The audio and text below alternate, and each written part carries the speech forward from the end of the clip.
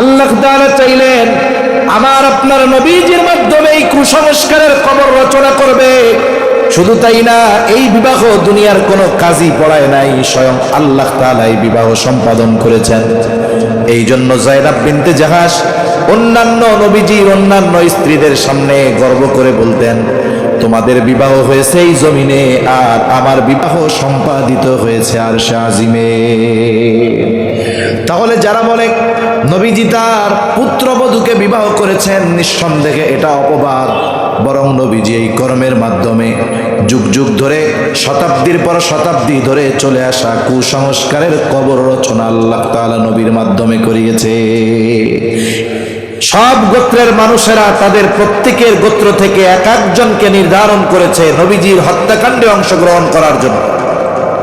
এভাবে বারবার কাফেররা নবীজিকে হত্যার অপচেষ্টা করেছে, কিন্তু আমার আপনার নবীজির চারিত্রিক ব্যাপারে অপবাদ দেওয়ার দুঃসাহস তারা কখনো করতে পারে নাই। সাধারণভাবে একটা মানুষকে যদি মানুষ খুব ভালোবাসে, মহব্বত করে, ওই মানুষকে মানুষের থেকে দূরে সরানোর জন্য, মানুষের দৃষ্টিতে খারাপ বানানোর জন্য জালেমরা চেষ্টা করে তার চরিত্রের উপরে কেমনে আঘাত হানা যায়। মনে করেন যারা আমারে মহব্বত করে, কথার কথা, আমার ব্যাপারে যদি এমন কোনো অপবাদ প্রচার হয় যেটা খুব জঘন্য বিষয়, তাহলে মানুষের মধ্যে দুইটা ভাগ হয়ে যাবে। এক গ্রুপ বলবে হুজুর এই কাজ করতে পারে না, আর এক গ্রুপ বলবে দুরুমিয়া কিছু রটে কিছু বটে। তার মানে অপবাদ হলেও ওইটার ব্যাপারে তাদের মনে আমার ব্যাপারে সংশয় ঢুকবে, উনি এই কাজটা করলেও করতে পারে। কিন্তু বলেন তো, সারা পৃথিবীর 600 কোটির বেশি অমুসলিম, এরা যদি সকলে একযোগে আমার আপনার নবীজির চারিত্রিক কোনো ব্যাপারে অপবাদ দেওয়ার দুঃসাহস করে, যেই মুসলিম যার অন্তরে যাররা পরিমাণ ঈমান আছে, বলেন তো কেউ কি সংশয় সন্দেহ পোষণ করবে যে না নবী এটা করতে পারে? কেউ করবে? করবে না। বরং সারা পৃথিবীর সবাই অপবাদ দিয়ে আমাদের অন্তর থেকে নবীজির মোহাব্বতকে ন্যূনতম যাররা পরিমাণ কমাতে পারবে না। বরং কেউ যদি নবীর ব্যাপারে এই রকম অপবাদ দেওয়ার দুঃসাহস করে, ঈমানের দাবিতে তার বিরুদ্ধে কোনো সংগঠন যদি করে, তাদের বিরুদ্ধে কোনো রাষ্ট্র যদি করে, ওই রাষ্ট্রের বিরুদ্ধে আমাদের মুসলমানেরা জীবন দেওয়ার জন্য প্রস্তুত হয়ে যাবে। ঠিক কিনা বলেন? এটাই বাস্তবতা। কাফেররা নবীজির চরিত্রের ব্যাপারে অপবাদ দেওয়ার দুঃসাহস করতে পারে নাই। মানুষদেরকে নবীর থেকে ঠেকিয়ে রাখার জন্য কাফেররা নবীজির ব্যাপারে মানুষের কাছে 4টি শব্দ বেশি ব্যবহার করত। কয়টি শব্দ? 4টি শব্দ। তারা নবীর ব্যাপারে বলতো মুহাম্মদ জাদুকর, মুহাম্মদ পাগল, মুহাম্মদ গণক, মুহাম্মদ কবি, এই কথাগুলো বলতো। রাসূল সাল্লাল্লাহু আলাইহি ওয়াসাল্লাম যখন গোপনে 3 বছর দাওয়াত দিয়েছেন, গোপনে কয় বছর দাওয়াত দিয়েছেন? 3 বছর পর আল্লাহ তাআলার নির্দেশ, এখন আর গোপনে দাওয়াত দেওয়া যাবে না, প্রকাশ্যে দাওয়াত দেন। নবীজি কি করলেন? সাফা পাহাড়ের উপরে উঠে গেলেন। আর এক বর্ণনায় আসছে নবীজি উঠে গেলেন আবু কুবাইস পাহাড়ের উপর। সাফা পাহাড় হলো আবু কুবাইস পাহাড়েরই একটা অংশ, এজন্য বর্ণনা দুইটাই সঠিক। এই আবু কুবাইস পাহাড়ের একটা বৈশিষ্ট্য ছিল মক্কার কাফেরদের কাছে। কোন ব্যক্তি যদি জুলুমের শিকার হতো, হোক সে আরবি, হোক সে অনারবি, হোক সে ধনী, হোক সে গরিব, হোক সে পরিচিত বা অপরিচিত, যেই হোক, আবু কুবাইস পাহাড়ের উপরে উঠে কোন ব্যক্তি যদি মক্কাবাসীর কাছে কোনো ব্যাপারে সাহায্য চাইত, ব্যক্তিকে এটা দেখতো না, ওই পাহাড়ের সম্মানের কারণে ওই ব্যক্তির সাহায্যার্থে মক্কার মানুষ ছুটে আসতো, ডাকলেই চলে আসতো। নবীজি চিন্তা করলেন, তাইলে আমি সাফা পাহাড়ে উঠে, আবু কুবাইস পাহাড়ে উঠে সবাইকে একত্রিত করে একসাথে আল্লাহ তাআলার এই নির্দেশ, দ্বীনের দাওয়াত একত্রে সবার কাছে পৌঁছায়া দেই। কারণ আল্লাহ তাআলার নির্দেশ হয়ে গেছে, ওয়ানদির আশীরাতাকাল আকরাবিন, আপনার নিকটস্থ আত্মীয় স্বজন যারা আছে, প্রতিবেশী যারা আছে, সবাইকে এবার আপনি সতর্ক করেন, তার মানে দাওয়াত দেন। জামানা তো এরকম না যে একটা খবর ফেসবুকে দিলে সবাই পেয়ে যাবে। নবীজি পাহাড়ে উঠে তাদেরকে আহ্বান করলেন। সকলে আজকে দলে দলে ছুটে আসছে। অপরিচিত মানুষ ডাক দিলে আসে, আর আজকে আল আমিন ডাকছে, বুড়া গুড়া সব চলে আসছে। কি জন্য ডাকছো মুহাম্মদ? নবীজি এবার তাদেরকে বলতেছেন, আমি যদি তোমাদেরকে এই খবর দেই এই পাহাড়ের পেছন দিকে একদল সৈন্য তোমাদের উপরে আক্রমণ করার জন্য প্রস্তুত রয়েছে, আমার কথা কি বিশ্বাস করবা? কুনতুম মুসাদ্দিকিয়া? নবীজি তাদেরকে জিজ্ঞাসা করলেন, আমার এই কথা কি তোমরা বিশ্বাস করবা, সত্যায়ন করবা? উপস্থিত সবাই সমস্বরে জবাব দিচ্ছে, অবশ্যই বিশ্বাস করব, কারণ ইতিপূর্বে সব সময় আমরা তোমাকে সত্যবাদী পেয়েছি, মিথ্যাবাদী পাই নাই। সুবহান। একটা মানুষের ব্যাপারে তার সত্যবাদিতার সাক্ষ্য দিচ্ছে কারা? বলে যারা তাকে হত্যার অপচেষ্টা করেছে তারা। আমার আপনার নবীজির চরিত্রকে আল্লাহ তাআলা নিজ কুদরতে হেফাজত করেছেন। সহজ কথা হলো, নবুয়তির পরে যেই বিষয়গুলো আল্লাহ তাআলা হারাম করেছেন, এমন কোন বিষয় নবুয়তির আগে আমার আপনার নবীর দ্বারা সংগঠিত হয় নাই। এমনও কিছু বিষয় আছে যেটা নবুয়তির পর পর হারাম হয় নাই, আরো অনেক পরে হয়েছে, এমন কাজও নবীর দ্বারা সংগঠিত হয় নাই। যেমন নবুয়তির পরপরই মদ হারাম হয় নাই। মদ হারাম হয়েছে 4 ধাপে। কয় ধাপে? 4 ধাপে। অথচ এ কথা কেউ বলতে পারবে না নবুয়তির পরে যখন মদ হারাম হয় নাই, নবীজি তখন মদ পান করা তো বহুদূর, নবুয়তির আগেও আমার আপনার নবী গোটা জীবনে কখনো মদ স্পর্শ করেন নাই। সুবহান। হেফাজত কেমনে করছে আল্লাহ? নবীজি বলেন, আমি যখন বালক 10-11 বছর বয়স, মক্কার মধ্যে বিশাল এক বিবাহ হবে, এক সম্ভ্রান্ত ফ্যামিলির বিবাহ, সবাইকে দাওয়াত দেওয়া হয়েছে। এই বিবাহ অনুষ্ঠানের আকর্ষণ হলো রাত্রেবেলা খাওয়া দাওয়ার পরে সারা রাত গান বাদ্য হবে, নাচ গান হবে, দলে দলে মানুষ ছুটছে ওই বাড়িতে। খাওয়া দাওয়া শেষ, সবাই অপেক্ষা করছে কখন ডাক আসবে, যেই তাড়াতাড়ি আসো, গান শুরু হবে এখন। সবাই অপেক্ষা করতেছে। ইতিমধ্যে একজন ঘোষণাকারী ঘোষণা দিচ্ছে যে তোমরা সবাই অমুক স্থানে একত্রিত হও, ওই জায়গায় একটু পরেই নাচ গান শুরু হবে। সবাই দৌড় শুরু করছে, কে কার আগে গিয়ে বসবে, কারণ দেখতে হবে, শুনতে হবে কাছের থেকে। ওয়াজ মাহফিলে যদিও অনেক জায়গায় 15 বার বইলাও একটা মানুষকে পেছন থেকে সামনে আনা যায় না, কিন্তু এই ধরনের গোনার মজলিসে অনেক সময় 80 বছরের বৃদ্ধ 20 জনের ঘাড়ে পাড়া দিয়া সামনে আইসা এইরকম তাকায় থেকে দেখে। যদি আমার যুবক ভাইরা বলে, কি কাম করতেছেন, এটা কি ভালো কাম? তোরা তো বাইসা থাকলে দেখতে পারবি, আমার হায়াত শেষ, একটু দেখা লই। আছে না নাই এরকম? ডাকতেছে যে চলো, তাড়াতাড়ি চলো। নবীজি বলেন, আমার সাথে যারা তারাও আমার ডাকতেছে, মুহাম্মদ তাড়াতাড়ি চলো, আগে না গেলে জায়গা পাওয়া যাবে। নবীজি বলেন, ওরা তো আমাকে ডাকতেছে, আর ইতিমধ্যে আমার গোটা শরীর অবশ হয়ে 2 চোখ জুড়ে ঘুম চলে আসছে। নবীজি বলেন, ওরা চলে গেল, আমি বাড়ির এক প্রান্তে এক পাশে শুয়ে পড়লাম, গভীর ঘুমে আচ্ছন্ন হয়ে গেলাম। সারা রাত পার হয়ে গেছি, আমার ঘুম ভাঙে নাই। সকালবেলায় সূর্যের আলো যখন আমার চোখের উপরে পড়লো, ঘুম ভেঙে গেল। আমি ঘুম থেকে উঠে দেখি কেউ কোথাও নাই। সারা রাত কি হয়েছে তার একটা আওয়াজও আমার কানে আসে না।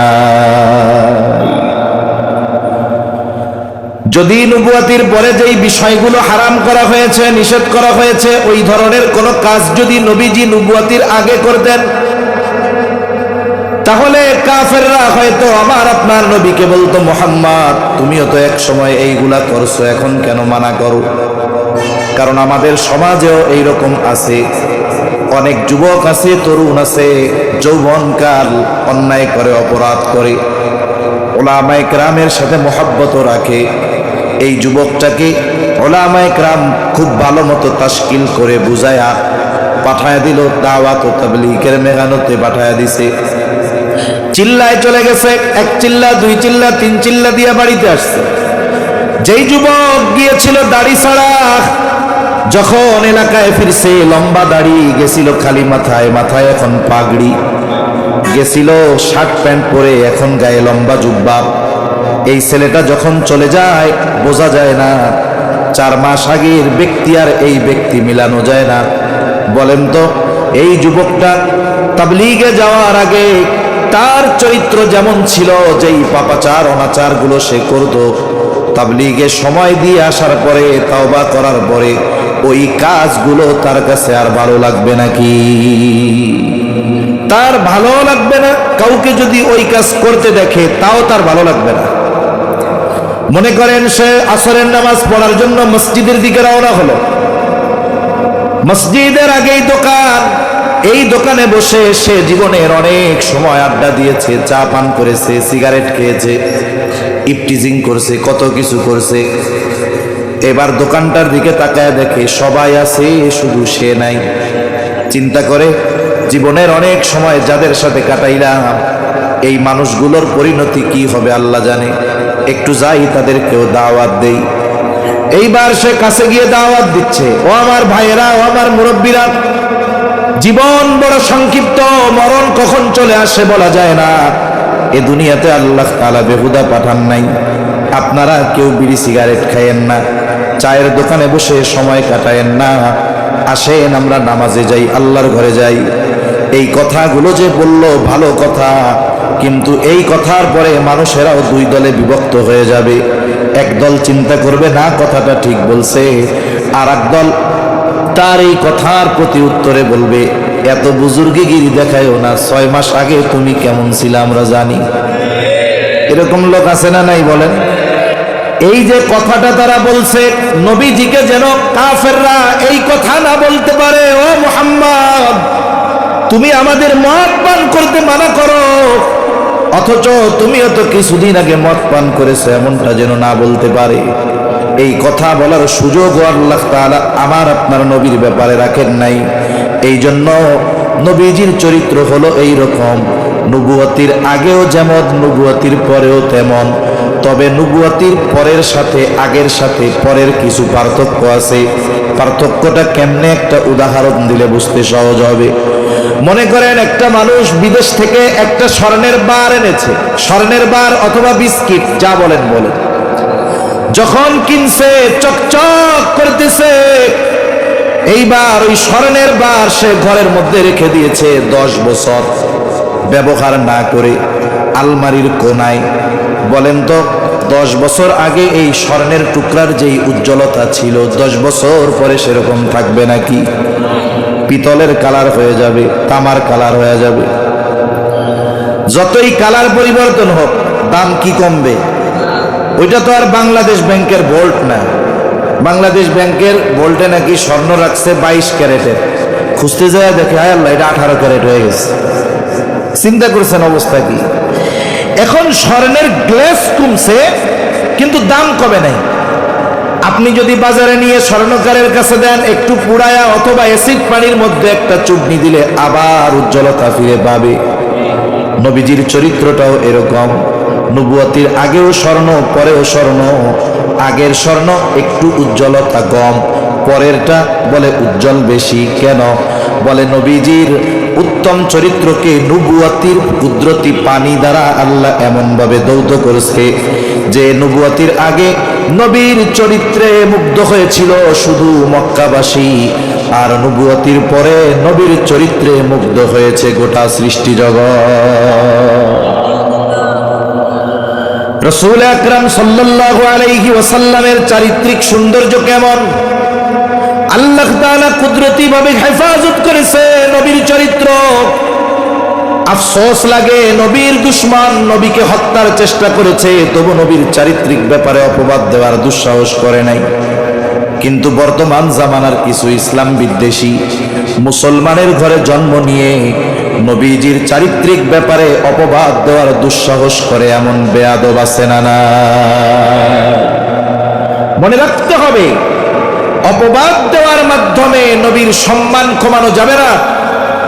এরপরেও ওরা নবীর বিরুদ্ধে যেই সমস্ত বিষয় উত্থাপন করে অপবাদ দেওয়ার দুঃসাহস করে, এর মধ্যে একটা হলো তারা বলে নবীজি সম্পদ লোভী ছিল, নাউজুবিল্লাহ।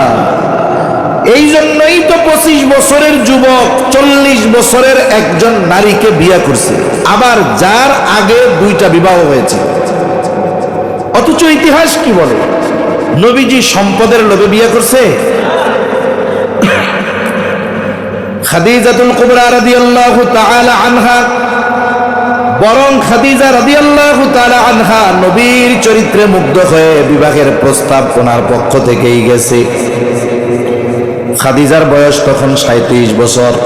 এর আগে 2 জন স্বামী ওনার ইন্তেকাল করেছে। খাদিজা নিয়ত করছে আর বিবাহ শাদী করব না, এভাবে জীবন কাটায় দিব। পিতার কিছু সম্পদ, স্বামীদের কাছ থেকে পাওয়া কিছু সম্পদ, এগুলো দিয়ে তিনি ব্যবসা শুরু করে দিলেন। তিনি একজন বুদ্ধিমতী বিদুষী নারী ছিলেন, বিদুষী নারী, সফল একজন ব্যবসায়ী হয়ে গেলেন। বিভিন্ন বড় বড় জায়গা থেকে রাজা বাদশারা পর্যন্ত খাদিজাকে বিবাহের প্রস্তাব দিতে উনি নাকচ করে দিতেন। সফল একজন ব্যবসায়ী খাদিজা। শুধু তাই না, খাদিজার উপাধি ওই জাহেলিয়াতের সময়ের খারাপ মানুষগুলো দিয়েছিল তাহেরা, পুত পবিত্রা। খাদিজা 37 বছর বয়স। এই সময় সে তার ব্যবসার সবচেয়ে বড় কাফেলা পাঠাবে সিরিয়ায়। একজন বিশ্বস্ত মানুষ খুঁজতেছে কোথায় পাওয়া যায়। এক্সপোর্ট ইম্পোর্টের ব্যবসা ছিল খাদিজার। মক্কা থেকে সিরিয়ায় মক্কার যেই পণ্যগুলোর চাহিদা, ওই পণ্যগুলো নিয়ে কাফেলা সিরিয়ার বাজারে বিক্রয় করত। আবার সিরিয়ার যেই পণ্যগুলোর চাহিদা মক্কায়, ওই পণ্যগুলো সিরিয়া থেকে কিনে এনে খাদিজা মক্কার বাজারে বিক্রয় করাতেন। এটা ছিল তার ব্যবসা। এখন এই কাফেলার দায়িত্ব কাকে দেওয়া যায় সে খুঁজতেছে, কাউরে পায় না।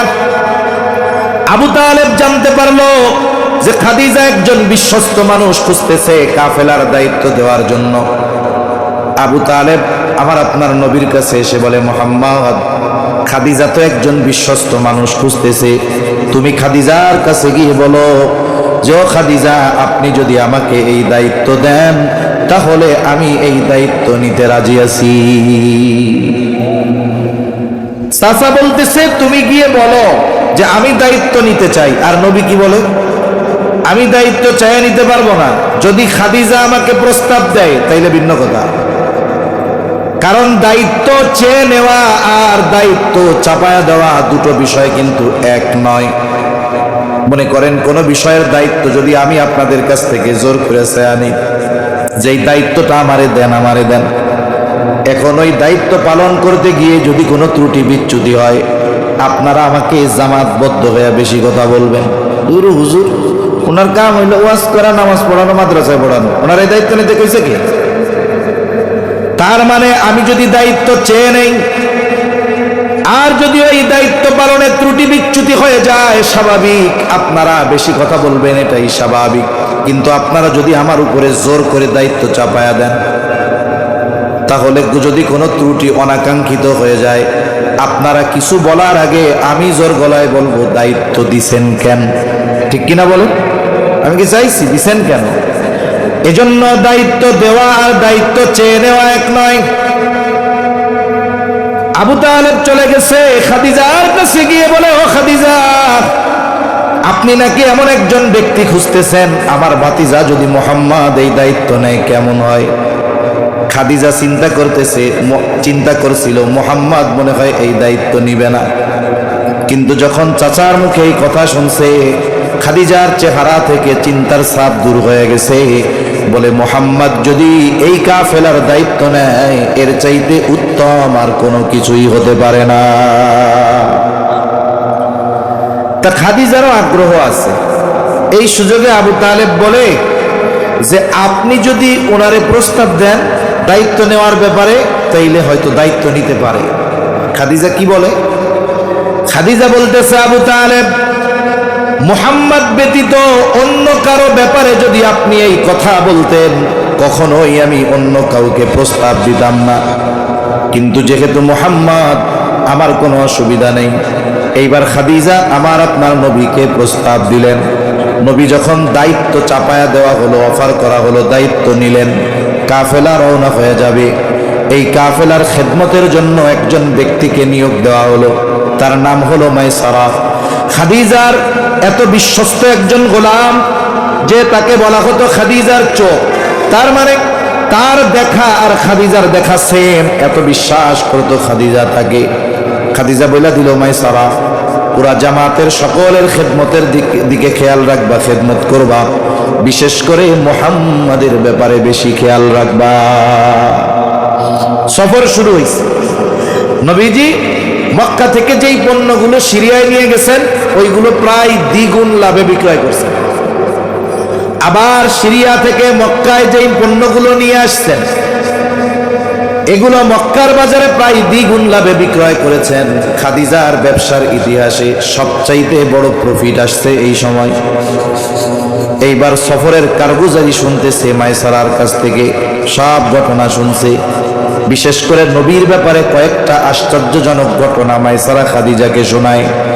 বলে, খাদিজা, আকাশের মধ্যে কোথাও কোনো মেঘ নাই, ছায়া নাই, প্রচন্ড রোদ, ভর দুপুর আমরা পথ চলতেছি, কোথাও কোনো মেঘ নাই, কিন্তু আমি দেখতে পেতাম, খেয়াল করতাম, মুহাম্মদ দুপুরে যখন হাঁটে একখণ্ড মেঘ আমাদের সাথে সাথে চলে এবং মুহাম্মদকে ছায়া দিতে থাকে। আসলে এই দুইজন ফিরিস্তা তাদের ডানা দিয়ে নবীজিকে ছায়া দিত। বলে, আরেকদিন মুহাম্মদ বিশ্রাম নিচ্ছে শুয়ে শুয়ে গাছের ছায়ায়। স্বাভাবিকভাবে ছায়ায় যদি কেউ অবস্থান করে সূর্য সরার সাথে সাথে ছায়াও সরে যাবে, কিন্তু আমি খেয়াল করে দেখলাম সূর্য তার জায়গা পরিবর্তন করছে কিন্তু ছায়া জায়গায় আছে। কাছে গিয়ে দেখলাম সূর্য সরে গেছে, তাতে কি স্বয়ং গাছ ঝুঁকে বাঁকা হয়ে মুহাম্মদকে ছায়া দিচ্ছে।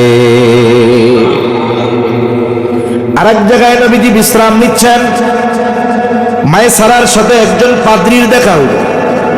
পাদ্রী মাইসারাকে আমার আপনার নবীর ব্যাপারে জিজ্ঞাসা করে, কে ব্যক্তি, নাম কি তার? বলে, নাম হলো মুহাম্মদ। বাড়ি কোথায়? বলে, মক্কায়। বংশ কি? বলে, কুরাইশ। গোত্র কি? বলে, হাশেমি। বাবার নাম কি?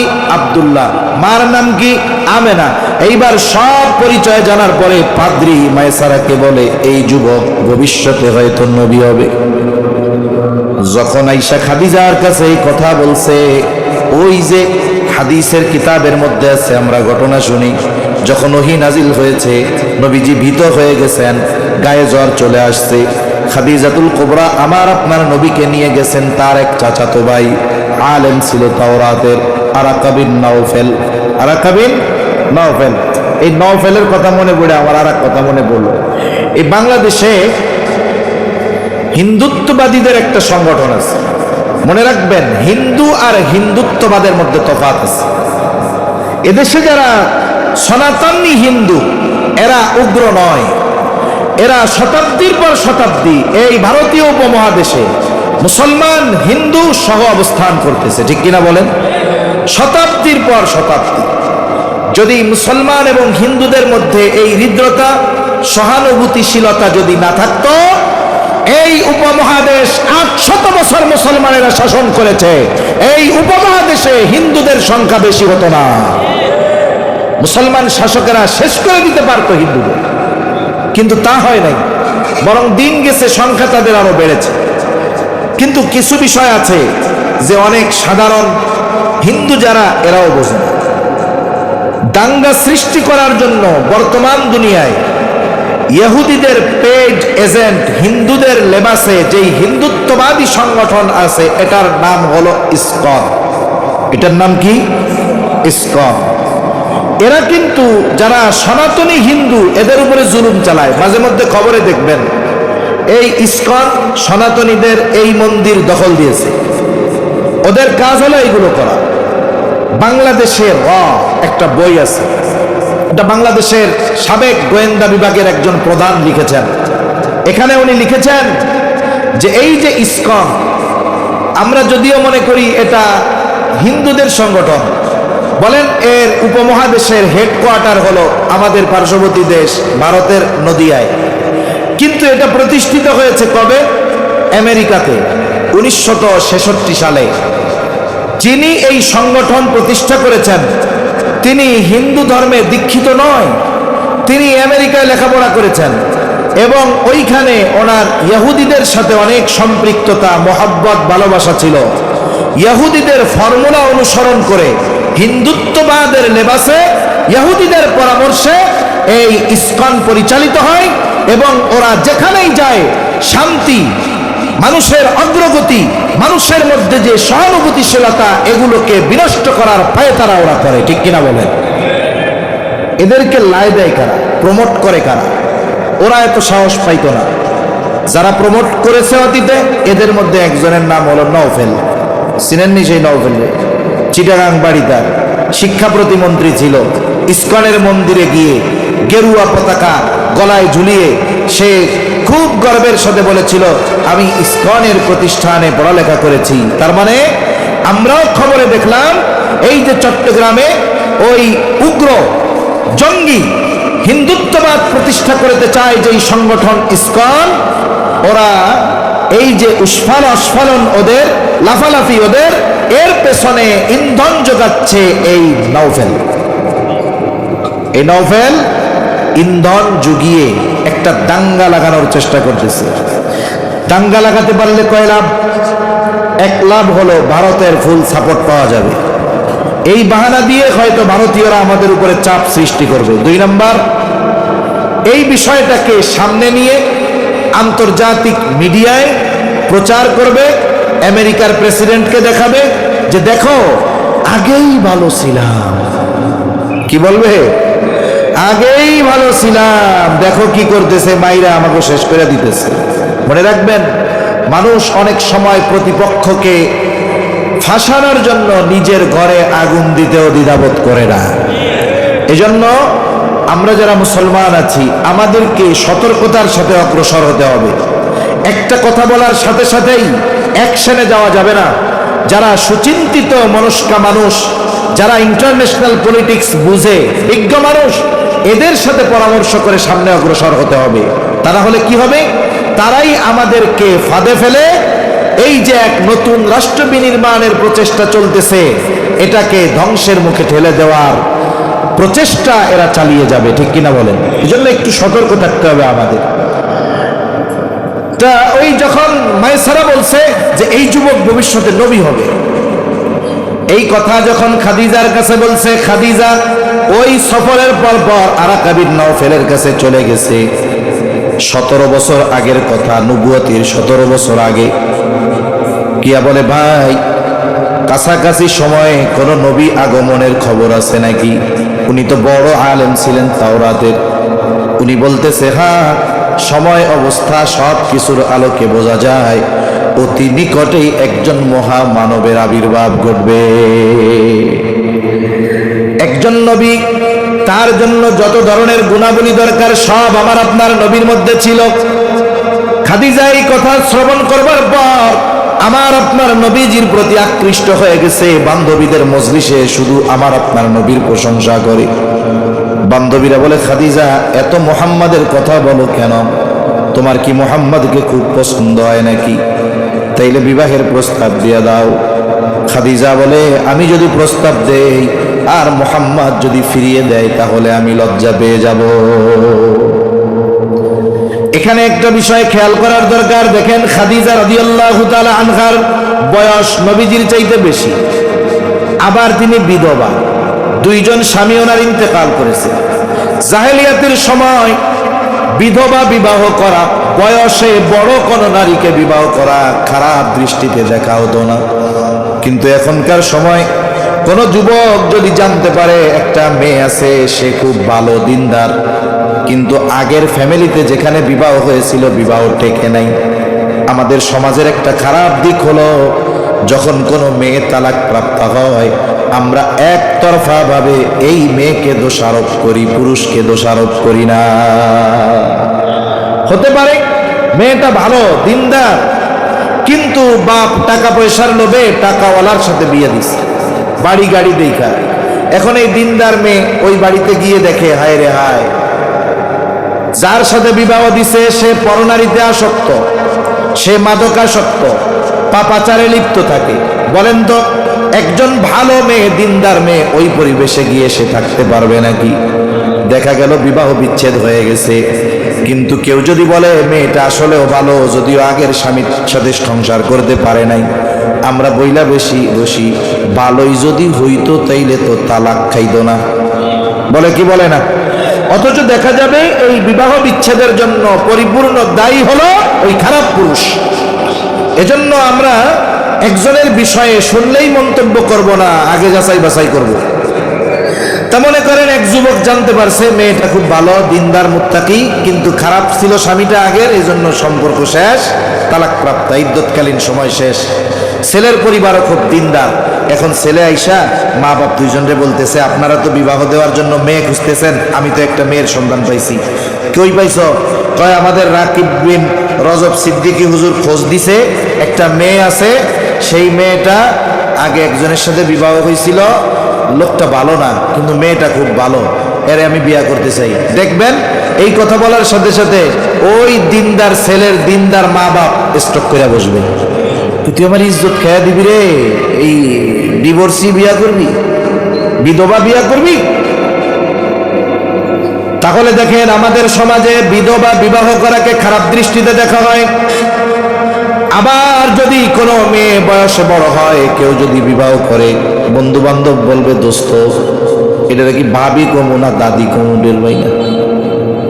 আবার যদি বাচ্চা কাচ্চা থাকে আগে, তাইলে বলবে ভালোই হয়েছে, শুধু বউ পাও নাই, সাথে বোনাসও হয়ে গেছে। এরকম লোক আছে না নাই?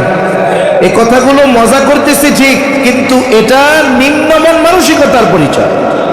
আমার আপনার নবী বিবাহ করেছে খাদিজা রাদিয়াল্লাহু তাআলা আনহাকে, বয়সে বড়, এর আগে দুইজনের সাথে বিবাহ হয়েছে, হোক না, কিন্তু মোহাব্বত কেমন ছিল?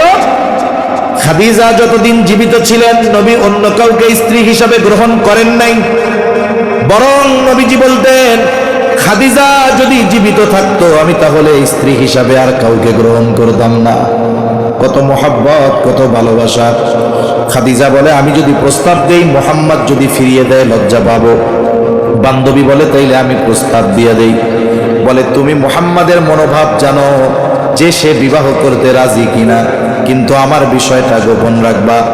বান্ধবী চলে গেছে আমার আপনার নবীর কাছে, ইতিমধ্যে সময় অনেক কেটে গেছে, নবীজির বয়স 25-এর কোঠায়, গিয়ে বলে ও মুহাম্মদ বিবাহ কি করবা না? বয়স তো কম হলো না। নবীজি বলে বিয়ে করবো কেমনে, আমার তো টাকা পয়সা নাই, সম্পদ নাই, আমি দরিদ্র গরিব। এইবার মেয়েটা বলে যদি কেউ স্বইচ্ছায় তোমার সব খরচ বহন করতে রাজি হয়, তাহলে তুমি বিবাহ করতে রাজি আছো নাকি? নবীজি বলে আমার চাচা আছে, চাচারে গিয়া বলো। আবু তালেবের কাছে প্রস্তাব দেওয়া হলো। লম্বা ইতিহাস। এক সময় আমার আপনার নবীজির সাথে খাদিজার বিবাহ হয়ে গেল। এখন থাকেন এই জায়গায়, আমরা একটু আরেক জায়গা থেকে একটু আলোচনা করি। পবিত্র কোরআনুল কারীমের একটা প্রসিদ্ধ সূরা সূরাতুদ দুহা, মূলত এই সূরার মধ্যে আল্লাহ তাআলা আমার আপনার নবীকে প্রদত্ত নবুয়তির আগে গুরুত্বপূর্ণ 3টা নেয়ামতের কথা উল্লেখ করেছেন। কয়টা নেয়ামত উল্লেখ করার কারণ কি? বলে নবীজি একদিন অসুস্থ, তাহাজ্জুদের জন্য উঠতে পারেন নাই, কয়েকদিন অসুস্থ, জিবরাইল আলাইহিস সালামও আসে না। ওই সময়টা ছিল ফিতরাতে ওহির সময়, তার মানে ওহি আসা কিছুকাল বন্ধ ছিল। এইবার যখন নবীজি উঠতে পারেন নাই, নবীজির এক প্রতিবেশী দুষ্ট মহিলা, সে বলতেছে দেখ মুহাম্মাদের মালিক মুহাম্মাদের উপরে অসন্তুষ্ট, মুহাম্মাদের রব মুহাম্মদকে পরিত্যাগ করেছে, ছেড়ে দিয়েছে, শয়তানটাও তার কাছে আসে না, তার মানে জিবরাইল আলাইহিস সালামও তার কাছে আসে না। এই কথাগুলো যখন বলছে নবীজি স্বাভাবিক কষ্ট পেয়েছে, আর নবীজিকে সান্ত্বনা দিতে গিয়ে আল্লাহ তাআলা এই সূরা নাজিল করেছে।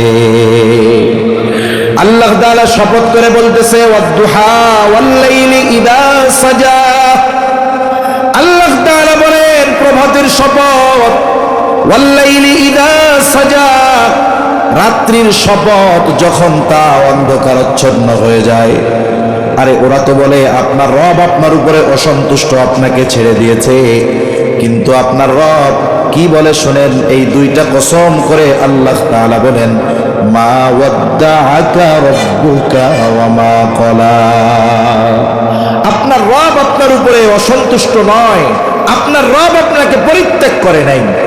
শুধু তাই না, আল্লাহ তাআলা বলেন ওয়ালাল আখিরাতু খায়রুল লাকা মিনাল উলা। আপনি শুনে নেন, আপনার প্রতিটি পরবর্তী মুহূর্ত পূর্ববর্তী মুহূর্তের চাইতে উত্তম। তার মানে সময় পরিবর্তন হবে, আর আপনার জন্য পরবর্তী সময়গুলো শুধু কল্যাণকর হতে থাকবে। সাথে সাথে এটাও জেনে নেন ওয়ালা সাউফা ইউতিকা রাব্বুকা ফাতারদা। আরে আপনি ওদের কথায় রাগ হন কেন, কষ্ট পান কেন? যে আপনার রব আপনাকে অচিরেই এমন কিছু দিবে, আপনি সন্তুষ্ট হয়ে যাবেন। আর নবী বলে আমি ততক্ষণ সন্তুষ্ট হব না যতক্ষণ না আমার সব উম্মতকে জান্নাতে দেওয়া হবে। এরপর আল্লাহ তাআলা কেমন যেন বলেন, হাবিব আমি আপনাকে নবুয়ত দেওয়ার আগে ভুলি নাই, নবুয়ত দেওয়ার আগে ছেড়ে দেই নাই, আর নবুয়তি দিয়া এত বড় জিম্মাদারি আমি আল্লাহ আপনাকে দিয়া ছেড়ে দিব, এটা হতে পারে না। শুনা নেন, আপনারে আমি নবুয়ত দেওয়ার আগে কত যত্ন করেছি। আল্লাহ তাআলা এবার বলেন আলাম ইয়াজিদিকা ইয়াতীমান ফাআওয়া। আরে ওরা বলে আমি আপনার উপরে অসন্তুষ্ট, আপনারে ছাইড়া দিছি। আরে ওই যখন ইয়াতিম ছিলেন তখনও আপনারে ছাড়ি নাই। সুবহানাল্লাহ বলেন। আল্লাহ তাআলা বলেন আলাম ইয়াজিদিকা ইয়াতীমান ফাআওয়া। তিনি কি আপনাকে ইয়াতিম অবস্থায় পায় নাই? ইয়াতিম অবস্থায় পেয়ে ছেড়ে দেয় নাই, উত্তম লালন পালনের ব্যবস্থা করেছে। তার মানে আল্লাহ তাআলা বলেন হাবিব আপনাকে আমি ইয়াতিম অবস্থায় পেয়েছি এবং আপনার জন্য আমি উত্তম লালন পালনের ব্যবস্থা করেছি। স্বাভাবিকভাবে কেউ যদি ইয়াতিম হয়, ইয়াতিম হওয়ার কারণেই মানুষ তার সাথে অসদাচরণ করে, ভালো ব্যবহার করে, খারাপ ব্যবহার করে। কিন্তু আমার আপনার নবী ইয়াতিম ছিলেন ঠিক, ইয়াতিম হওয়ার কারণে কেউ আমার আপনার নবীর সাথে খারাপ আচরণ করে নাই। অনেক সময় কি হয়, একটা মেয়ে প্রেগন্যান্ট, শ্বশুর বাড়িতে আছে, আল্ট্রাসোনোগ্রাম করছে, দেখছে যে ছেলে হবে। বলেন তো, ছেলের খবর যদি দাদা শুনে খুশি হয় না বেজার হয়? 70 বছরের দাদারও তখন মনে হয় যে আমি যুবক হয়ে যাইতেছি, আমার খেলাধুলার লোক আসতেছে। দাদিও খুশি হয়, দাদি যদিও মহিলা, কিন্তু যেই শুনে পোলার পোলা হবে সেও খুশিতে লাফায় ওঠে। এখন ডেলিভারির বাকি আছে 1 মাস, হঠাৎ করে ওই যে সন্তান গর্ভে ওর বাপ মারা গেছে। বলেন তো, ছেলে হবে এই খবর শুনে দাদা যত খুশি হয়েছিল, এখন ওনার ছেলে যখন মারা গেছে খুশি আর আসেনি? দাদিও খুশি না, সব চিন্তার ভাঁজ কপালের মধ্যে। বরং চিন্তা করবে এই ছেলে দুনিয়ায় আসলে তার খরচ দিবে কে, চিকিৎসার খরচ বহন করবে কে, পাঠায়া দিবে তার বাবার বাড়িতে। বলবে আমরা তো পারবো না, বাপের বাড়ি চলে যাও। যেই সন্তানটা আনন্দের কারণ হওয়ার কথা ছিল, এখন সেটা তাদের চিন্তার কারণ হয়ে যায়। আমার আপনার নবীর পিতা নবী দুনিয়ায় আসার 6 মাস আগে মারা গেছে। আব্দুল্লাহ জীবনের প্রারম্ভে ব্যবসা শুরু করছে, এখনো সম্পদের মালিক হতে পারে নাই। ইতিমধ্যে আব্দুল্লাহ দুনিয়া থেকে চলে যায়। ওই জাহেলিয়াতের সময় আব্দুল মুত্তালিব এমনটা বলে নাই, ও আমেনা তুমি মদিনায় তোমার বাবার বাড়িতে চলে যাও, কোনো সম্পদ নাই ওইখানে চলে যাও। বরং ঐতিহাসিকেরা লিখে আব্দুল্লাহ মারা গেছে ঠিক, নবীজি মায়ের গর্ভে আব্দুল মুত্তালিব আমেনার প্রতি আরো বেশি যত্নবান হয়ে উঠেছে, আরো তার প্রতি মায়া হচ্ছে। আবার এই সন্তান যদি দুনিয়ায় ভূমিষ্ঠ হইতো, যার বাপ মারা গেছে, দুনিয়ায় ভূমিষ্ঠ হইলে আনন্দ থাকতো না, ওই বাড়ি থেকে ফোন দিলেও আনন্দ হইতো না, চিন্তা থাকতো। কিন্তু ইতিহাস বলে আমার আপনার নবী দুনিয়ায় আসছে, আব্দুল মুত্তালিবের কপালে চিন্তার ভাঁজ ছিল না। ঐতিহাসিকেরা লেখে আব্দুল মুত্তালিবের 10টা সন্তান ছিল। কয়টা সন্তান? এই 10টা আল্লাহর কাছে চাইয়া আনছে। ওইদিকে যেতে গেলে লম্বা কথা হয়ে যাবে। ঐতিহাসিকেরা বলে এই 10 সন্তান হওয়ায় আব্দুল মুত্তালিব যত খুশি হয়েছে, আমার আপনার নবীর দুনিয়ার আগমনে তার চাইতে বেশি খুশি সে হয়ে গেছে। আমার আপনার নবীর বাবার টাকা পয়সা নাই, কারণ ব্যবসায়িক সফরে গিয়া মরছে। আরবের নিয়ম কি, তায়েফের আবহাওয়া এটা খুব আরামদায়ক এক আবহাওয়া। বনু সাকিব গোত্রের মানুষ শুদ্ধবাসী ছিল। বছরে একটা সময় তারা মক্কায় আসতো, ছোট ছোট বাচ্চাদেরকে দুধ পান করানোর জন্য নিয়ে যাইত। সবাই আসতে ওই সময় প্রত্যেক বাড়িতে খুঁজে খুঁজে ধনির দুলালি যারা, মানে যেই বাচ্চার বাপ ধনী তাদেরকে নিয়ে গেছে। আমার আপনার নবীর ঘরে সবাই আসছে, যেই শোনে বাপ নাই, বাপ মালও রাইখা যায় নাই, চলে যায়। হালিমাতুস সাদিয়া আসছে একটা দুর্বল বাহন নিয়ে, সবার পেছনে আসছে। আইসা দেখে সবাই টাকা পয়সাওয়ালাদের ছেলে মেয়ে নিয়ে চলে গেছে। নবীর ঘর থেকে একবার ঘুরে গেছে, যখন দেখে কাউকে পায় না, তখন হালিমাতুস সাদিয়া স্বামীকে বলে, আসছি যেহেতু খালি হাতে যামু কেন, ইয়াতিম বাচ্চাটার দিকে তাকায়া মায়া লাগছে, চলেন এটারেই নিয়ে যাই। এইবার দুইজনে গিয়া আমার আপনার নবী, ইয়াতিম নবী হালিমাতুস সাদিয়া নবীকে নিয়ে গেছে।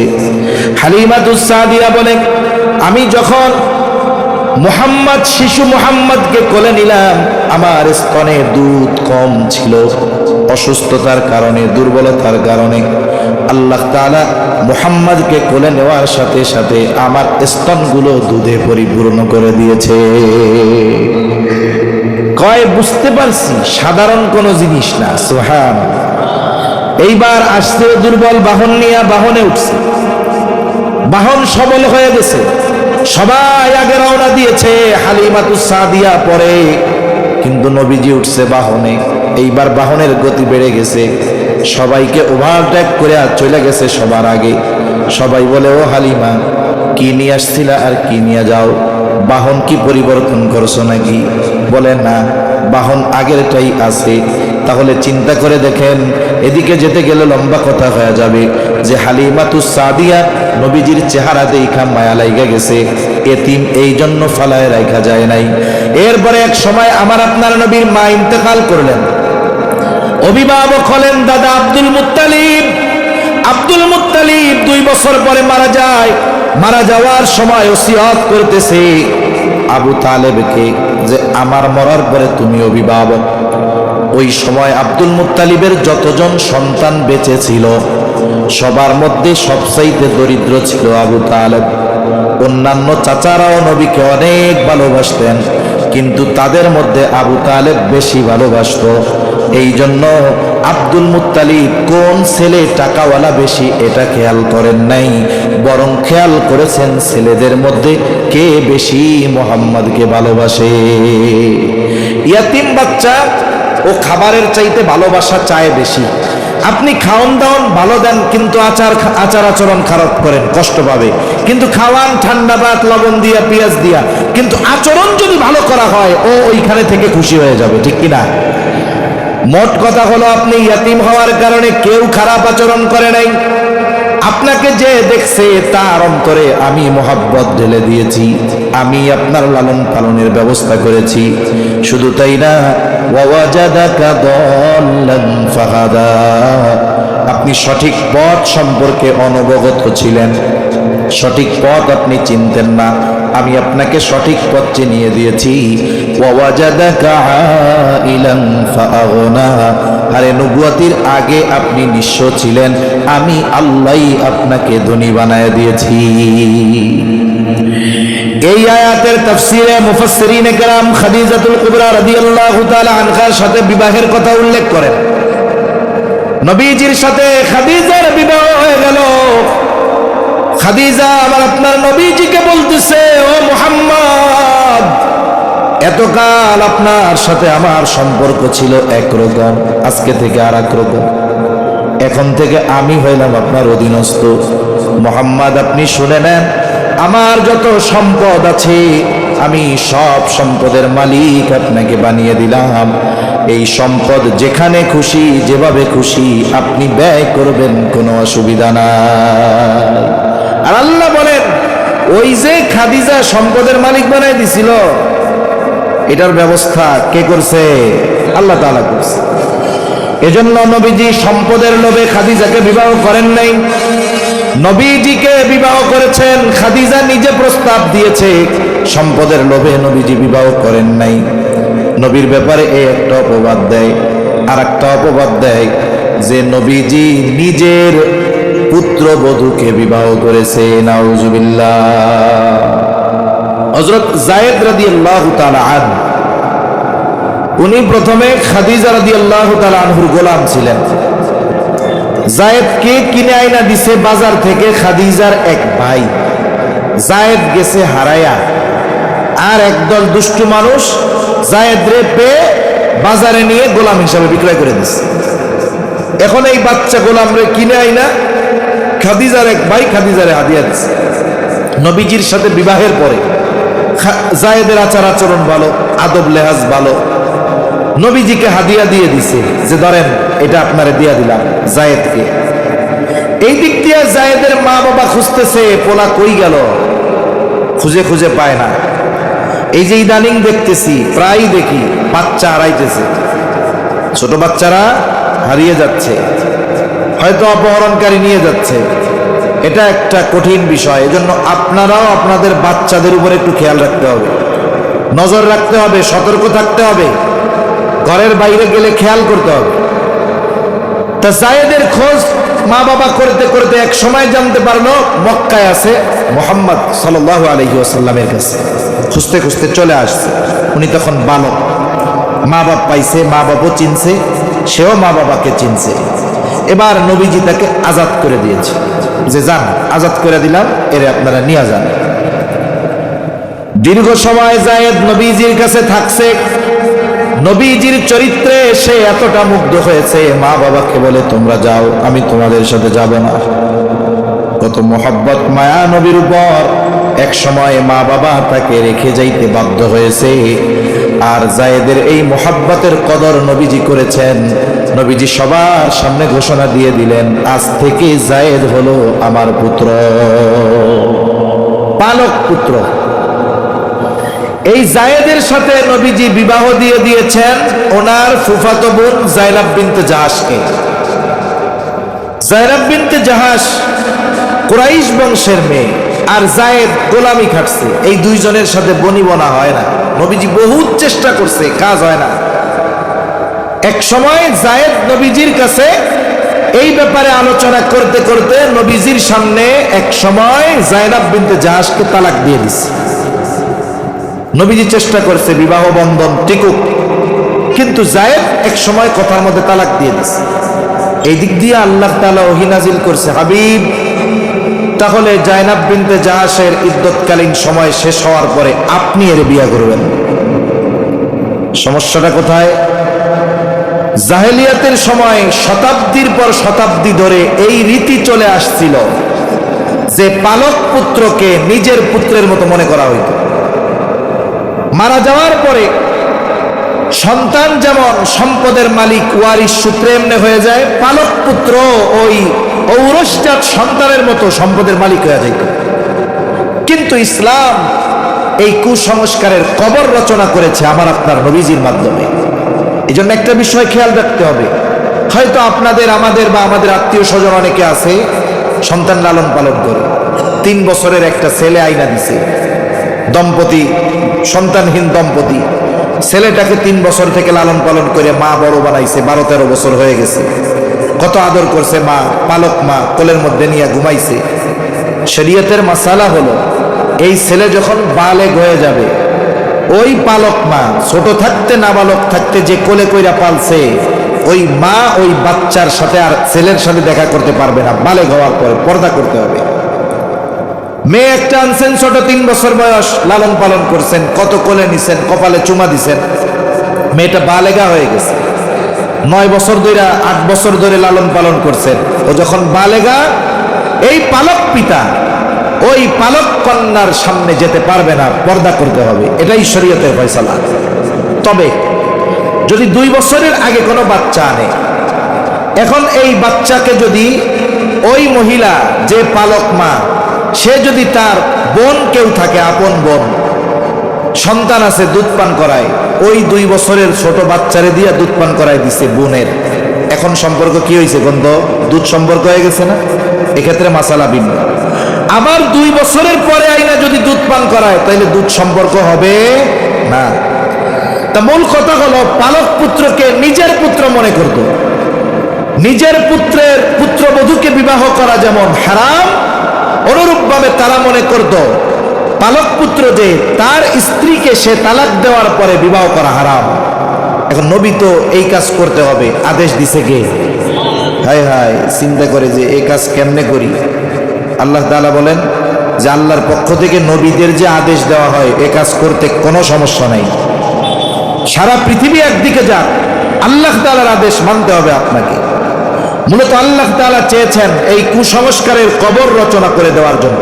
আর অল্প সময়, বেশি সময় কষ্ট দিব না। কুসংস্কারের কবর রচনা করে দেওয়ার জন্য, কারণ অনেক সময় আছে বলার চাইতে করলে এটার প্রভাব বেশি পড়ে। একটা উদাহরণ দেই, এরপরে মূল আলোচনার দিকে গিয়ে আমি শেষ করে দিই। হুদাইবিয়ার সন্ধির সময় নবীজি সাল্লাল্লাহু আলাইহি ওয়াসাল্লাম সাহাবায়ে কেরামকে নিয়ে মক্কার উদ্দেশ্যে রওনা হয়েছেন। পঞ্চম হিজরিতে মনে হয়। মক্কা থেকে মদিনা, মদিনা থেকে মক্কার দূরত্বের 10 ভাগের 9 ভাগ অতিক্রম করে একেবারে মক্কার কাছাকাছি, সকলে হারাম পড়া। সবার মনে আশা যে এই যে 5-6 বছর পর বাইতুল্লাহটা একটু ধরবো, আত্মীয় স্বজনের সাথে দেখা করব। সবার প্রস্তুতি এরকম। এই সময় লম্বা কথা, কাফেরদের সাথে মুসলমানদের একটা চুক্তি হয়েছে। যেই জায়গায় হয়েছে ওই জায়গায় একটা কুয়া আছে, হুদাইবিয়া ওই কুয়ার নাম। এই নাম অনুসারে জায়গার নাম, আর চুক্তির নামও হয়ে গেছে হুদাইবিয়ার সন্ধি। চুক্তির যতগুলো ধারা সবগুলো দৃশ্যমান হলো কাফেরদের পক্ষে, মুসলমানদের বিপক্ষে। চুক্তির ধারাগুলোর মধ্যে একটা ধারা যে এই বছর আপনারা মক্কায় ঢুকতে পারবেন না, ফিরে যাইতে হবে, আগামী বছর আসবেন। সবগুলো বিপক্ষে। নবীজিও সিগনেচার করে দিচ্ছে যে মাইনা নিলাম। যদিও দেখা যায় এই চুক্তিতে প্রকাশ্যে কাফেররা বিজয়ী হয়েছে, কিন্তু আল্লাহ তাআলা জানায় দেন না, দেখা যাচ্ছে ওইটা, কিন্তু বিষয়টা ভিন্ন। ঠিক কিনা বলে? এখন সাহাবায়ে কেরাম মন খারাপ বৈশা আছে। নবীজি তাদের সামনে গিয়া বললেন, তোমরা মাথা মুন্ডিয়ে ফেলো এবং যার কাছে যেই প্রাণী আছে এটাকে কোরবানি করে ফেলো, জবাই করে ফেলো। এই কথা নবী সাহাবায়ে কেরামকে 3 বার বলছে। কয়বার? ওনারা জাগায় অবস্থান, একটু নড়েও না চড়েও না, হুহা কিচ্ছু বলে না। অথচ নবীজি কোনো কথা 3 বার বলা লাগে না, একবার বললে সাহাবায়ে কেরাম জীবন দেওয়ার জন্য প্রস্তুত। এই অবস্থা দেখে নবীজি আর তাদের কিছু বলেন নাই। ওই সফরে নবীজির সাথে ছিলেন উম্মে সালামা রাদিয়াল্লাহু তাআলা আনহা। নবীজি উম্মে সালামা রাদিয়াল্লাহু তাআলা আনহার কাছে গিয়ে বলে, উম্মে সালামা, ঘটনা তো এইরকম। বলে, ইয়া রাসূলুল্লাহ, তারা একটু মনোকষ্টে আছে, তারা আপনার আদেশ অমান্য করতে পারে না। আপনি এক কাজ করেন, আপনার জন্তুটা নিয়ে তাদের সামনে আপনি নিজে জবাই করে দেন, কিছু বলার দরকার নাই। নবীজি এইবার নিজের জন্তুটা নিয়ে তাদের সামনে নিয়ে যখন জবাই দিয়ে দিল, কিছুই বলা লাগে নাই, সকলে উঠে গেল, মাথা মুন্ডায় ফেললো, সাথে থাকা পশুগুলোকে তারা কোরবান করে দিল। তাহলে কিছু সময় আছে, বলার চাইতে করলে প্রভাবটা বেশি পড়ে। আল্লাহ তাআলা চাইলেন আমার আপনার নবীজির মাধ্যমে এই কুসংস্কারের কবর রচনা করবে। শুধু তাই না, এই বিবাহ দুনিয়ার কোনো কাজী পড়ায় নাই, স্বয়ং আল্লাহ তাআলা এই বিবাহ সম্পাদন করেছেন। এই জন্য যায়েনাব বিনতে জাহাশ অন্যান্য নবীজির অন্যান্য স্ত্রীদের সামনে গর্ব করে বলতেন, তোমাদের বিবাহ হয়েছে এই জমিনে, আর আমার বিবাহ সম্পাদিত হয়েছে আরশে আজিমে। তাহলে যারা বলে নবীজি তার পুত্রবধূকে বিবাহ করেছেন, নিঃসন্দেহে এটা অপবাদ। বরং নবীজি এই কর্মের মাধ্যমে যুগ যুগ ধরে, শতাব্দীর পর শতাব্দী ধরে চলে আসা কুসংস্কারের কবর রচনা আল্লাহ তাআলা নবীর মাধ্যমে করিয়েছে। এরকম বিভিন্ন অপবাদ তারা নবীজির ব্যাপারে দেয়। বাস্তবতা হলো কাফেররা এই অপবাদগুলো দেওয়ার দুঃসাহস করে নাই, বরং কাফেররা নবীর ব্যাপারে 4টা শব্দ ব্যবহার করতো। কয়টা শব্দ? এই 4 শব্দ বইলা শেষ। কি বলতো? বলতো জাদুকর, বলতো গণক, কবি, পাগল। এখন যখন ওই যে গোপনে প্রকাশ্যে দাওয়াত দিছে, চিন্তা করতেছে, হায় রে, এই বছর হজের সময় বাইরের থেকে লোকজন আসলে মুহাম্মদ যদি তাদেরকে নিজের দলে ভিড়ায় নেয়, তাহলে কি করা যায়? ওই সময় পৃথিবীর বিভিন্ন প্রান্ত থেকে মানুষ হজ করার জন্য বাইতুল্লাহ আসতো। কয়েকজনে বুদ্ধি দিছে যে মক্কায় ঢুকতে যতগুলো রাস্তা আছে প্রত্যেক রাস্তার সামনে আমাদের লোক দাঁড় করায় দেওয়া হবে। দাঁড় করায় দিয়ে যারা আসবে তাদেরকে সতর্ক করে দেওয়া হবে। কি বইলা? বলে শোনো, মক্কায় একজন লোক আছে, তার নাম হইল মুহাম্মদ, খবরদার, সে কিন্তু জাদুকর, তার কাছে তোমরা যাবা না। এক রাস্তায় দাঁড়ায় লোকরা বলতেছে মুহাম্মদ, তার কাছে তোমরা যাবা না, জাদুকর। আর এক রাস্তায় দাঁড়িয়ে আর এক দল বলে আমাদের মক্কায় একজন লোক আছে মুহাম্মদ, তার কাছে যাবা না, সে কিন্তু গণক। আর এক দল আর এক রাস্তায় দাঁড়ায় বলে শোনো, মক্কায় একজন লোক আছে মুহাম্মদ, সে কিন্তু জাদুকর, তার কাছে যাবা না। আর এক দল বলে লোক আছে মুহাম্মদ, সে কিন্তু পাগল, যাবা না। আর এক দল বলে আমাদের মক্কায় একজন লোক আছে মুহাম্মদ, সে কিন্তু কবি, তার কাছে তোমরা কেউ যাবা না। তার মানে পৃথিবীর বিভিন্ন প্রান্ত থেকে যত মানুষ আসছে কেউ চেনে না, কেউ দেখে নাই মুহাম্মদকে, কিন্তু আল্লাহ তাআলা কাফেরদের মাধ্যমে মুহাম্মদ শব্দটা তাদের কানে পৌঁছায়া দিছে। ওরা চিন্তা করেছে ঠেকাতে হবে, আর সবার মুখে এক শব্দ মুহাম্মদ, মুহাম্মদকে। এইবার ওরা মানা করেছিল কাছে যাইস না, ওরা গিয়ে খোঁজে মুহাম্মদ কই। কেউ জাদু দেখার জন্য যায়, কেউ কবিতা শোনার জন্য যায়, কেউ পাগল দেখার জন্য যায়, কেউ গণক দেখার জন্য যায়, কেউ কবিতা শোনার জন্য যায়। বলেন তো, আমার নবী পাগলও নয়, জাদুকরও নয়, গণকও নয়, কবিও নয়, নবীজির কাছে কিছুই নাই। নবীজির কাছে ছিল শুধু কোরআন, ঠিক কিনা গণ? ১৫০০ বছর পরে এখনো অনেক জায়গায় কেরাত সম্মেলন হয়, এই সামনে হবে। আন্তর্জাতিক কারীরা এসে তিলাওয়াত করে, বাংলাদেশের কারীরা তিলাওয়াত করে। ওই তিলাওয়াতের মজলিসে অনেক মানুষ থাকে যে দেইখা একটা লাইন কোরআন পড়তেও পারবে না। ওই লোকটা কোরআন বোঝাতো বহুদূর, দেইখাও এক লাইন পড়তে পারে না। কিন্তু কারি সাহেব যখন কানে হাত দিয়ে লম্বা টান দিয়ে তার হৃদয়গ্রাহী সুর দিয়ে তিলাওয়াত করে, ওই তিলাওয়াত ওই মূর্খ ব্যক্তির হৃদয়ে এতটা প্রভাব বিস্তার করে, সে প্রস্তুত থাকে। তিলাওয়াত যখন শেষ হয় সাথে সাথে উচ্চ আওয়াজে বলে উঠে আল্লাহু আকবার। বলে কি বলে না? সে বোঝে না, তাই এই প্রভাব, শুধু সুর শুনা। আর এই কোরআন যার উপর আল্লাহ নাজিল করেছেন তার তিলাওয়াত কতটা হৃদয়গ্রাহী ছিল এটা তো ওরা বুঝবে। ওরা নবীজির কাছে যাইতো জাদু দেখার জন্য, নবীজি তাদেরকে কোরআন শোনায়া দিতেন। ওই মানুষগুলো তো কোরআন বুঝতো। যখন তারা কোরআন শুনতো, দেখা যাইতো জাদু দেখতে গিয়া, কবিতা শুনতে গিয়া, পাগল দেখতে গিয়া নবীজির পবিত্র জবানে কোরআন শুনে তাদের অন্তরে ঈমানের নূর প্রজ্বলিত হয়ে যাইত। এই জন্য আমার আপনার নবীর চরিত্র হলো এমন এক মহান চরিত্র, এই চরিত্রের সত্যায়ন কাফেররা নবুয়তির আগে করেছে, আর নবুয়তির পরেও আল্লাহ তাআলা বলেন ওয়া ইন্নাকা লাআলা খুলুকিন আযীম, আপনি মহান চরিত্রে অধিষ্ঠিত। শুধু তাই না, আমার আপনার নবীজির মানুষের চারিত্রিক যত দিক আছে প্রত্যেক দিক পরিপূর্ণ। আমার আপনার নবীর আগে যত নবী আসছে সব নবী উত্তম চরিত্রওয়ালা নবী, আর আমার আপনার নবী শুধু উত্তম চরিত্রওয়ালা নবী নয়। নবী বলেন ইন্নামা বুইসতু লিউতাম্মিমা মাকারিমাল আখলাক, আমাকে উত্তম চরিত্রে পরিপূর্ণতা প্রদানার্থে প্রেরণ করা হয়েছে। তাহলে আমার আপনার নবী হলেন উত্তম চরিত্রে পরিপূর্ণতা দান করেনেওয়ালা নবী।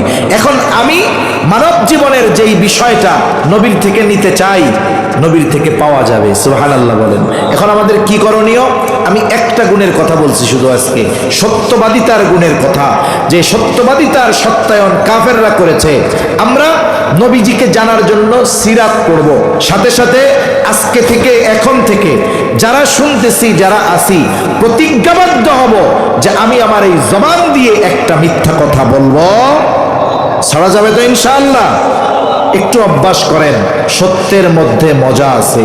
একটু চিন্তা করেন, আমার আপনার সাথে একজন ফেরেশতা আছে, ওর কাজ কি? একজন আছে তো কয়েকজন, একজনের কাজ কি? বলে মা ইয়ালফিযু মিন কাউলিন ইল্লা লাদাইহি রাকীবুন আতীদ।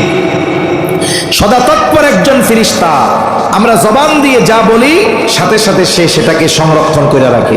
তার মানে মিথ্যা কথাগুলো সংরক্ষণ হয়ে থাকতেছে, সত্য কথাও সংরক্ষণ হচ্ছে। এজন্য আজকে থেকে আমরা নবীজির নববী গুণের গুণাবলীর অন্যতম গুণ যে আমার আপনার নবী হলেন সাদিকুল মাসদুক নবী।